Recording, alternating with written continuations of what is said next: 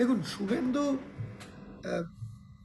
না হিন্দু ঠিক করে হতে পেরেছে, না তৃণমূল ঠিক করে হতে পেরেছে, না বিজেপি ঠিক করে হতে পেরেছে, না আরএসএস ঠিক করে হতে পেরেছে।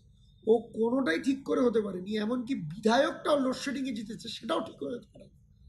তো স্বাভাবিকভাবেই আমাদের প্রচুর হিন্দু মুসলমান সবাই এ প্রসাদ গ্রহণ করছে। তা ও যেভাবে গ্রহণ করতে তাতে কি যায় আসে? ওকে দিয়ে কিছু যায় আসে নাকি?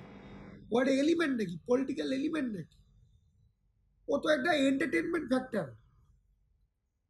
ও বাংলার রাজনীতিতে আছে শুভেন্দু একটা এন্টারটেনমেন্ট ফ্যাক্টর, একটা হাস্য সম্পদ।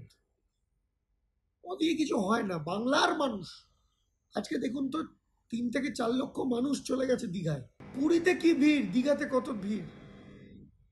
হোটেল পাওয়া যাচ্ছে না, মুখ্যমন্ত্রীকে ইন্টারভেন করতে হচ্ছে যে হোটেলের দাম কমাতে হবে। শুভেন্দুর কথা শুনলে তো একটা লোকও যেত না, একটা হিন্দুও যেত না।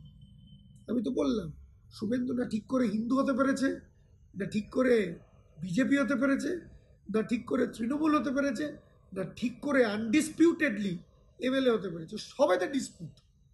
ওর বিজেপিতেও ডিসপুট, আরএসএসেও ডিসপুট, হিন্দুত্বেও ডিসপুট, এমএলএতেও ডিসপুট।